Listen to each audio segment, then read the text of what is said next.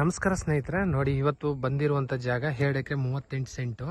ಏನು ಈ ಜೋಳ ಕಟ್ಟೆ ಇದೆಯೋ ಇಲ್ಲಿಂದ ಸ್ಟಾರ್ಟ್ ಆಗುತ್ತೆ ಜಾಗ. ನೋಡಿ ಒಳ್ಳೆ ವ್ಯೂ ಹಿಂದೆಗಡೆ. ಹೈವೇ ರೋಡಿಂದ ಇದು 500 ಮೀಟ್ರು. ಏನು ಮನೆ ಕಾಣ್ತಾ ಇದೆ ಅದೇ ಹೈವೇಯಿಂದ 500 ಮೀಟ್ರು ಈ ಥರ ರಸ್ತೆ, ನಕಾಸೆ ರಸ್ತೆ.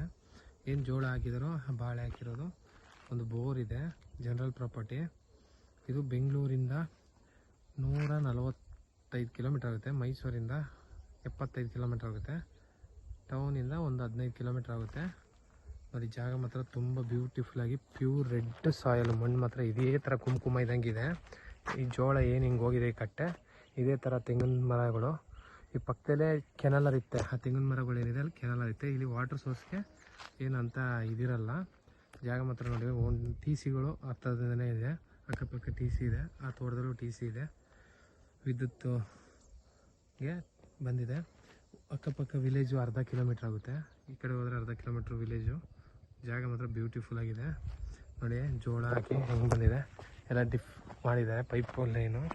ಜಾಗ ಮಾತ್ರ ತುಂಬ ಚೆನ್ನಾಗಿದೆ. ಏನು ಈ ರಸ್ತೆಗೆ ಇದೆ ಹಿಂದೆ ನೋಡಿ, ಲೊಕೇಶನ್ ಅಂತೂ ತುಂಬ ಬ್ಯೂಟಿಫುಲ್ ಆಗಿದೆ.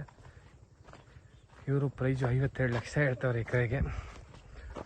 2 ಎಕರೆ 25 ಗುಂಟೆ ಬರ್ಬೋದು ಜಾಗ. ಸೆಂಟ್ ಆಗ್ತಾಯಿದೆ 38 ಸೆಂಟು.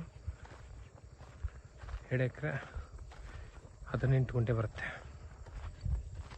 ಜಾಗ ಮಾತ್ರ ತುಂಬ ಬ್ಯೂಟಿಫುಲ್ ಆಗಿದೆ. ನೋಡಿ ಜೋಳ ಯಾವ ರೀತಿ ಇದೆ, ಜೋಳ ಬಾಳೆ ಬೆಳೆದಿದ್ದಾರೆ, ಅಕ್ಕಪಕ್ಕ ತೋಟ ಮನೆಗಳು ತುಂಬ ಚೆನ್ನಾಗಿದೆ. ಎಲ್ಲ ಸುತ್ತ ವ್ಯೂ, ತೆಂಗು ಅಡಿಕೆ ಹಾಕೋಕ್ಕೆ ತುಂಬ ಚೆನ್ನಾಗಿದೆ. ಫಾರ್ಮ್ ಹೌಸ್ ಮಾಡ್ಕೋಬೋದು. ಅದ್ರ ಪಕ್ಕದಲ್ಲಿ ಈರುಳ್ಳಿ ಹೆಂಗೆ ಬೆಳೆದಿದ್ದಾರೆ, ಬ್ಯೂಟಿಫುಲ್ ಆಗಿದೆ ಪ್ಲೇಸ್ ಮಾತ್ರ.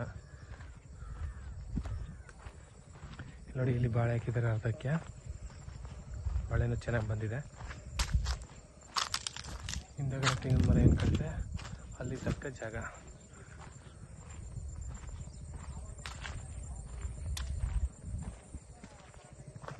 ಇಲ್ಲಿ ತನಕ ಬರುತ್ತೆ.